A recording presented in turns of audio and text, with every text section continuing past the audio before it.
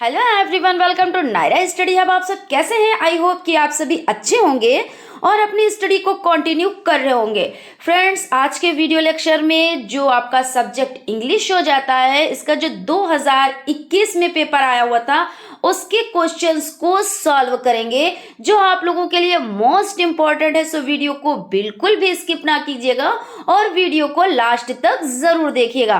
तो चलते हैं आज की सीरीज का फर्स्ट नंबर क्वेश्चन देख लेते हैं। क्वेश्चन आपका हो जाता है, who developed the direct method, यानी प्रत्यक्ष विधि का विकास किसने किया। इसमें हो जाते हैं मैक्समिलियन बर्लिट्ज या सीजे डॉटसन, कृपा के गौतम, या इनमें से कोई नहीं। तो आप सभी लोग अच्छे से जानते हैं कि इसका जो है विकास किसने किया, तो मैक्समिलियन बर्लाइज्ड, ठीक है ना। और आप इसको ट्रिक से भी याद कर सकते हैं, जैसे आपका हो जाता है बस, ठीक है ना। तो B4 क्या होता है, बाइलिंगुअल मेथड, ठीक है ना। और C4 आप सा मान लें तो बस सीजे डॉटसन, और मैक्समिलियन बर्लाइट्स यानी DM डम, ठीक है ना। तो इस तरह से डायरेक्ट मेथड मैक्समिलियन बर्लाइज्ड हो जाते हैं। इस तरह से चीजें याद करेंगे तो आप लोगों को आसानी रहेगी, क्योंकि इसमें कंफ्यूजन बहुत होती है। उसके बाद क्वेश्चन आपका हो जाता है, सेकेंडरी लैंग्वेज स्किल आर, यानी माध्यमिक भाषा कौशल है। तो आप सभी लोग जानते हैं, इससे भी बहुत ज्यादा परिचित है ना। सुबोपाली, ठीक है ना। तो सुनना, बोलना, पढ़ना और लिखना, तो जो यानी जो प्राथमिक हो जाती हैं, है ना। प्राथमिक में क्या आती हैं, जैसे प्राथमिक बोले तो प्राइमरी। और हाँ, एक चीज हम आपको जरूर बताएंगे कि आपका जो 2020 में क्वेश्चन था थर्ड नंबर का ऑब्जेक्टिव टाइप, उसमें था which primary skill are to be developed taught grammar translation method, ठीक है ना। तो इसमें ऑप्शन थे listening and speaking, reading and writing, listening and writing और स्पीकिंग एंड रीडिंग। तो इसमें गलती से रीडिंग एंड राइटिंग हो गया था, क्योंकि ये सेकेंडरी हो जाती है, और जो प्राइमरी हो जाती है वो लिसनिंग एंड स्पीकिंग, यानी सुनना और बोलना। क्योंकि देखिए, सुनना और बोलना ये प्राइमरी हो जाती हैं, और उसके बाद सेकेंडरी आपकी पढ़ना और लिखना हो जाती है। तो उसको आप सही कर लीजिएगा, ठीक है ना। तो इसमें जो सेकेंडरी लैंग्वेज में आ जाता है तो पढ़ना यानी रीडिंग, तो देखिए इसमें रीडिंग यहाँ पे है ना। और उसके बाद आपका लिखना तो राइटिंग, यानी आपका जो सी ऑप्शन है वो राइट हो जाता है। उसके बाद आपका क्वेश्चन है, she is eligible the post of teacher. तो यहाँ पे आपका ऑप्शन, जो आपके ऑप्शन दिए हुए हैं वो आपके हो जाते हैं टू, फ्रॉम, फॉर, विद, यानी वो शिक्षक पद के लिए पात्र है। अब किसी पद के लिए पात्र है तो लिए यानी फॉर, तो यहाँ पे आपका फॉर हो जाता है, यानी सी ऑप्शन इसमें भी राइट हो जाता है। How many syllable are there in the word population, तो पॉपुलेशन यानी सिलेबल, तो सिलेबल का मतलब क्या, इसमें क्या चीज आप निकालेंगे, जैसे आपके वोवेल्स है तो पॉपुलेशन में आप देखिए POPULATIO और N। अब इसमें देखिए O, जैसे आपके वोवेल्स जो होते हैं वो कितने होते हैं, तो 5 होते हैं, 5 होते हैं ना। AEIO और U होते हैं। अब इसमें देखिए कौन कौन से हैं, O हो जाता है आपका 1 हो गया, U आपका हो जाता है 2 हो गए, और आपका A हो जाता है तो 3 हो गए, और उसके बाद I हो जाता है 4 हो गए, है ना। और E देखिए POPULATION, तो O देखिए 2 बार आया हुआ है, तो 2 को आप एक ही मानेंगे, ठीक है। तो 1, 2 और 3 और कितना हो गया, ये 4 हो गया, TION। तो AEIOU, तो इसमें 4 देखिए वोवेल्स आपके दिए हुए हैं, तो इसका मतलब यहाँ पे 4 आंसर राइट होगा, यानी कि बी ऑप्शन आपका राइट हो जाएगा। क्वेश्चन है, फिल इन द ब्लैंक्स, यानी यहाँ पे देख सकते हैं फिल इन द ब्लैंक्स, आप रिक्त स्थान भरे हैं ना। तो if I were a rich man, I ...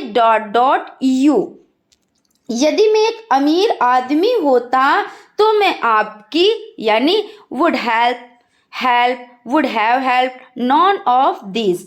तो यहाँ पे आपका वुड हेल्प हो जाएगा, यानी कि अगर मैं अमीर आदमी होता तो मैं आपकी क्या करता, तो मैं मदद कर सकता, है ना, करता है ना, यही चीज हो गई। तो यहाँ पे आपके 5 क्वेश्चंस कंप्लीट हो जाते हैं। उसके बाद वेरी शॉर्ट क्वेश्चन की तरफ चलते हैं। वेरी शॉर्ट क्वेश्चन देख लेते हैं। इसमें आपका क्वेश्चन हो जाता है जो 6 नंबर का। देखिए वेरी शॉर्ट में तो फर्स्ट क्वेश्चन है, वैसे आपका 6 नंबर का हो जाता है। क्वेश्चन है change the following into complex sentence, यानी निम्नलिखित को जटिल वाक्य में बदलें। I know right of this book, किताब के लेखक को जानता हूँ, है ना। तो इसको कैसे बनाएंगे, आई नो हु, यहाँ पे हु लगा के who the writer of this book, यहाँ पे आपका कॉम्प्लेक्स सेंटेंस ये हो जाता है। Change the following sentence into passive voice, यानी कि क्या करना है, पैसिव वॉइस में इसको चेंज करना है। लॉर्ड रामा किल्ड रावण, तो इस तरह से इसमें क्या करते हैं, जो सब्जेक्ट होता है उसको ऑब्जेक्ट कर देते हैं, ऑब्जेक्ट होता है उसको सब्जेक्ट कर देते हैं। तो आप यहाँ से रावण से उठा लीजिए, रावणा वाज किल्ड, यानी वाज यहाँ पे आएगा, है ना। फिर थर्ड फॉर्म तो थर्ड फॉर्म ही रहेगी, बाई यानी कि उनके द्वारा, है ना। लॉर्ड रामा, तो Ravana was killed by lord Rama, इस तरह से आपका आंसर हो जाता है। Change the following sentence into past indefinite tense, यानी अब आपको पास्ट इंडिफिनिट टेंस में इसको चेंज करना है। तो यहाँ पे I draw a beautiful painting, यानी मैं एक सुंदर पेंटिंग बनाता। अब यहाँ पे ये कौन सा है, तो ये आपका हो जाता है प्रेजेंट इंडिफिनिट, और इसको बनाना किस में है, पास्ट इंडिफिनिट। तो पास्ट इंडिफिनिट टेंस की क्या पहचान होती है, सब्जेक्ट तो होता ही है, इसमें वर्ब की कौन सी फॉर्म लगती है, तो सेकेंड फॉर्म लगती है। तो ड्रा की सेकेंड फॉर्म आपकी ड्रॉ हो जाएगी, तो यहाँ पे आप लगा देंगे। उसके बाद अ ब्यूटीफुल पेंटिंग हो जाएगी, क्योंकि जो सुंदर है वो सुंदर ही रहेगा, ब्यूटीफुल में कोई चेंजिंग नहीं, पेंटिंग में कोई चेंजिंग नहीं, बस आपको इसकी सेकेंड फॉर्म लगा देनी है। क्वेश्चन आपका हो जाता है combine the following sentence into यानी कंपाउंड सेंटेंस, निम्नलिखित वाक्यों को संयुक्त वाक्य में संयोजित करें। The captain lost his temper, the players also, यहाँ पे आल्सो हो जाता है ना,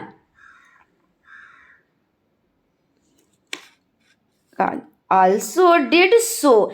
तो इसका मतलब क्या हुआ कि कैप्टन अपना आपा खो बैठे, खिलाड़ियों ने ऐसा किया भी, क्योंकि खिलाड़ियों ने ऐसा किया कि कैप्टन ने अपना आपा खो दिया। तो इसको किस में चेंज करना है, तो इसको कंपाउंड सेंटेंस में। The captain and the players lost their temper.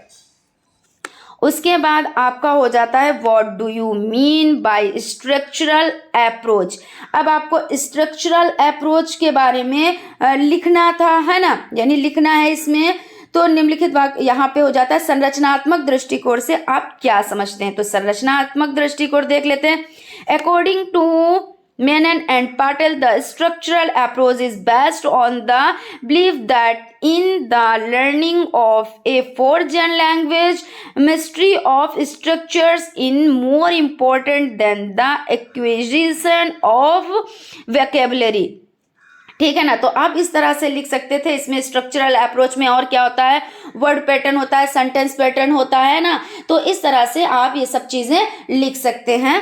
उसके बाद आपका हो जाता है करेक्ट द फॉलोइंग सेंटेंस, निम्नलिखित वाक्य को शुद्ध करें। Can you give me few apples. अब यहाँ पे क्या कह रहे हैं कि क्या तुम मुझे, है ना, क्या तुम मुझे या क्या आप मुझे। भाई यू का मतलब ही इंग्लिश तो ऐसी ही है भाई, यू का तुम भी और यू का आप भी। तो क्या आप मुझे कुछ सेब दे सकते हैं। तो कुछ सेब की बात यहाँ पे की जा रही है। तो कुछ सेब के लिए यानी फ्यू एप्पल्स, है ना, ए फ्यू एप्पल्स या द फ्यू एप्पल्स, यानी ए फ्यू एप्पल्स कब लगेगा, जब कुछ सेब मांगे जाएंगे। और यहाँ पे आप भाव समझिए कि भाई आप किसी से कुछ चीज की डिमांड करेंगे तो कुछ ही की डिमांड करेंगे, सारी चीज लेने की तो डिमांड नहीं कर देंगे ना। तो यहाँ पे भाव छिपा हुआ है तो आ फ्यू हो जाता है। और दा फ्यू यानी कि अगर आप भाव ऐसा समझे कि भाई वो सारे मांग रहे हैं तो दा भी हो सकता है। सम यानी कुछ, तो सम का मतलब भी कुछ होता है, तो यहाँ पे आप फ्यू लगा दें तो बेहतर है। बाकी आप सम भी लगा सकते हैं। बाकी हमने यहाँ पे ए लगाया हुआ है। Can you give me uh few apples, भाई मुझे कुछ सेब दे दीजिए, है ना, कि क्या आप मुझे कुछ सेब दे सकते हैं। तो इस तरह से आपका हो जाता है। उसके बाद आपका क्वेश्चन है शॉर्ट आंसर टाइप क्वेश्चंस। ये आपके शॉर्ट आंसर हो जाते हैं, यानी शॉर्ट आंसर टाइप क्वेश्चंस हो जाते हैं। What are the objectives of teaching process, तो इसमें देख लेते हैं।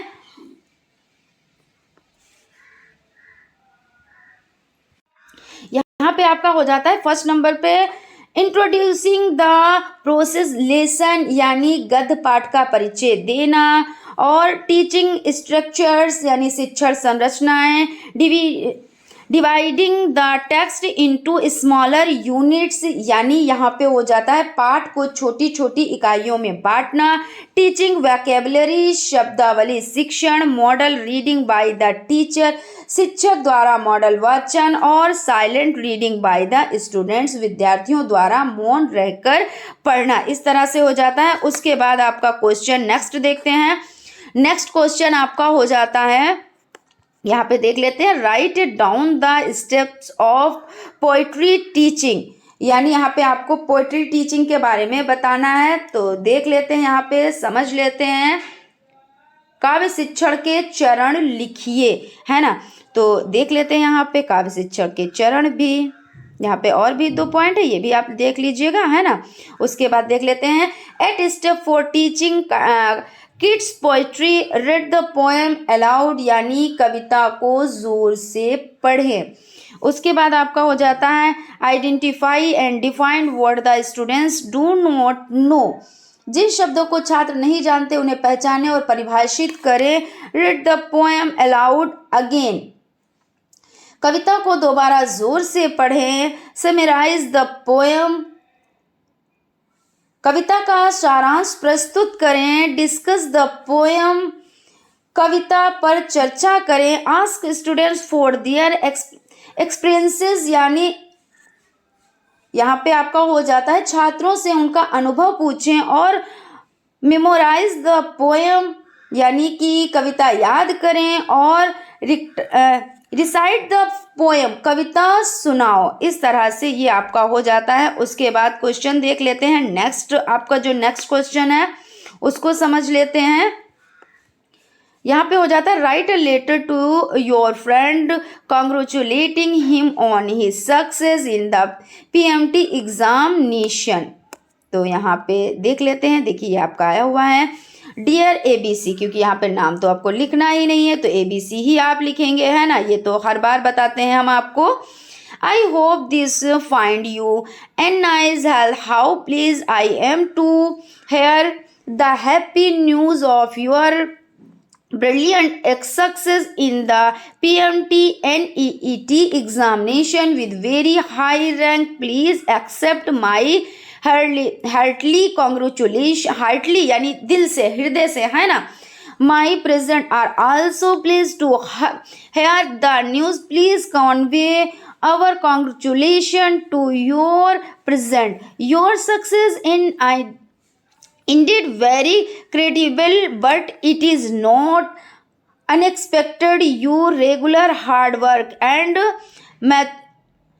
methodical work has received its reward, and you have brought credit to your school, coaching and family. I am sure you will get a master degree. Many congratulations. Your loving friends, नाम आप XYZ लिख सकते हैं, ठीक है ना। फिर इसके बाद आपका क्वेश्चन हो जाता है। यहाँ पे क्वेश्चन देख लेते हैं, उसके बाद चलते हैं। Right a paragraph of the effect of COVID-19 in about 50 word. ये आप लोगों के लिए मोस्ट इंपॉर्टेंट है, इसको बहुत अच्छे से याद कर लीजिएगा। क्योंकि देखिए अभी पिछले जो हमने सॉल्व किया है कौन सा 18-19 का, उसमें भी ये आया हुआ है, यानी आया हुआ है, ये हमको कंफर्म नहीं है किस में आया हुआ है। बाकी ये आपका कोविड-19 से रिलेटेड क्वेश्चन आपका आया हुआ है, ठीक है ना। तो देख लेते हैं।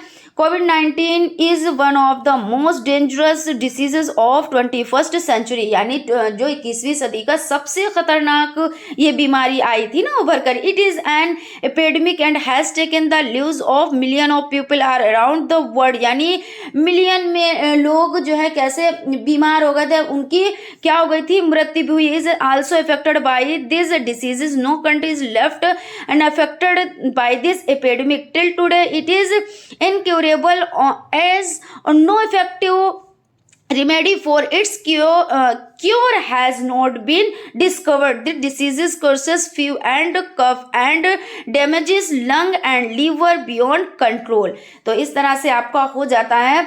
उसके बाद आपके क्वेश्चन की तरफ चलते हैं, नेक्स्ट क्वेश्चन पर। नेक्स्ट क्वेश्चन आपका हो जाता है, change the following sentence into indirect speech.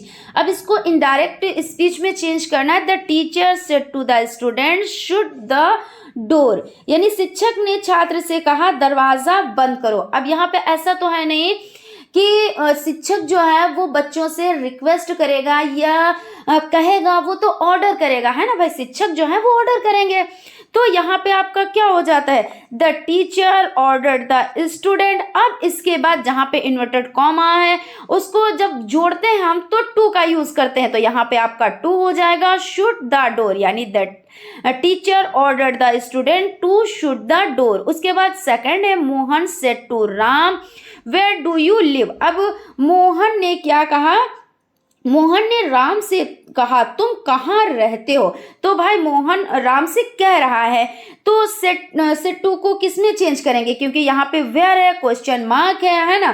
तो कहाँ रहता है वो क्वेश्चन कर रहा है, इसलिए यहाँ पे आपका हो जाएगा सेट टू को आप चेंज करेंगे आस्क्ड में, तो यहाँ पे आस्क्ड हो जाता है। उसके बाद आपका क्या है, देखिए राम है तो नाम ही रहेगा। उसके बाद आप जो ये क्वेश्चन वाले होते हैं जैसे व्हाट वेयर ये सब होते हैं, तो इनको इसी से जोड़ देते हैं, है ना। तो आप जब जोड़ेंगे यहाँ पे तो आप देखिए यहाँ पे वेयर हो जाएगा, है ना। फिर उसके बाद आपका हो जाता है Mohan said to Ram where do you live, तो ही यहाँ पे आ जाएगा, है ना। He lived, where he lived, तो यहाँ पे आपका हो जाता है। उसके बाद देखिए यहाँ पे और एक चीज समझ लेते हैं, जैसे प्रेजेंट में है तो पास्ट में इसको करते हैं ना, तो इसके लिए आप क्या करेंगे, आप जब प्रेजेंट में तो जब पास्ट में करेंगे तो यहाँ पे लिव है तो लिव्ड कर देंगे आप। और ही क्योंकि देखिए यहाँ पे राम है, राम ने क्या कहा, तो यहाँ पे आप समझ लें कि मोहन ने राम से कहा, मोहन ने कहा है ना कि तुम कहाँ रहते हो, तो जब राम से कहा तो यहाँ पे आपका हो जाएगा ही लिव्ड। उसके बाद क्वेश्चन की तरफ चलते हैं, fill in the blanks with correct preposition, यानी रिक्त स्थान को सही पूर्वसर्ग से भरिए। He was ashamed his his dirty hands, ठीक है। तो यहाँ पे आपका इसका मतलब क्या होता है कि वो अपने गंदे हाथों से शर्मिंदा था। अशीम्ड, कहीं पे अशीम्ड आता है तो वहां पे आप क्या यूज करेंगे, उसके बाद आप ऑफ का यूज करेंगे। उसके बाद यहाँ पे देख लेते हैं, he was ashamed of his dirty hands, यानी ऑफ यूज कर लेंगे आप। फिर a mother has a great affection dash dash her child, child हो जाता है यहाँ पे। तो क्या कह रहे हैं कि एक माँ को अपने बच्चे से बहुत स्नेह होता है। ए mother has a great affection for her child, ठीक है ना। तो अफेक्शन फोर यहाँ पे आपका हो जाएगा, इसलिए आप यहाँ पे फोर फिल कर लें, ठीक है। उसके बाद क्वेश्चन की तरफ चलते हैं, लास्ट क्वेश्चन है, use the following phrases in the sentence of your own so as to bring out their meaning clearly, यानी निम्नलिखित वाक्यांश का अपने वाक्यों में प्रयोग करें ताकि उनका अर्थ स्पष्ट रूप से सामने आ सके। ए रेड लेटर डे, यानी एक लाल अक्षर वाला दिन, यानी एक अच्छा दिन, एक सुनहरा दिन, यही तो हुआ ना इसका मतलब। एट एनी रेट, यानी किसी भी कीमत पर, कहते नहीं कि मैं किसी भी कीमत पर DLED 4th सेमेस्टर में मैं पास होके रहूँगा, या मैं बहुत अच्छे नंबरों से पास होके रहूँगा, बहुत अच्छे नंबर लेके आऊँगा या आऊँगी इस तरह से, या मैं जो काम मैंने ठान लिया वो मैं करके रहूँगा, तो इस तरह से, है ना। तो इसको आपको क्या करना है, वाक्य प्रयोग करना है। तो यहाँ पे स्पेशल ओकेजन हो जाएगा, है ना। ए रेड लेटेड है यानी special occasion. The day he got his job was a red letter day. उसके बाद है एट एनी रेट, में किसी भी कीमत पे ऐसा करूंगा। Will I am not going home on foot at any rate, मतलब मैं पैदल नहीं जाऊंगा, मैं किसी साधन से जाऊंगा, है ना। I will not going home at foot at any rate, किसी भी कीमत पर। तो यहाँ पे आपका ये सेशन कंप्लीट हो जाता है। आई होप आप लोगों को सेशन अच्छा लगा होगा। अगर सेशन अच्छा लगा है तो प्लीज़ एक लाइक ज़रूर करें, और अगर अभी तक आप लोगों ने चैनल को सब्सक्राइब नहीं किया है तो प्लीज़ सब्सक्राइब कर लें और बेल आइकन को भी ज़रूर प्रेस कर लें, जिससे कोई भी नोटिफिकेशन हो वो आप तक पहुंच सके। तो मिलते हैं नेक्स्ट क्लास में, तब तक आप लोग अपना ख्याल रखें और स्टडी को कंटिन्यू करें। फ्रेंड्स, बहुत अच्छे से आप लोग स्टडी करें। और एक चीज़ मैं बोलना चाहूँगी कि एक न्यूज़ भाई बहुत ज़्यादा वायरल हो रही है, हालांकि हमने इस पर वीडियो भी बनाया है और ये न्यूज़ आप लोगों के सामने मैं लेकर आई हूँ, लेकिन आप लोग इन सब चीज़ों पे ध्यान ना देकर अपनी पढ़ाई अच्छे से करें, ठीक है ना। जब एग्ज़ाम होने होंगे तब हो जाएंगे। और अच्छी बात है, जितना लेट हो रहे हैं बहुत ही अच्छी बात है, हम तो भाई यही सोच रहे हैं कि बहुत अच्छी बात है, जितना लेट होगा उतने अच्छी से तैयारी हो जाएगी। तो फ्रेंड्स, मिलते हैं नेक्स्ट क्लास में, तब तक के लिए बाय बाय।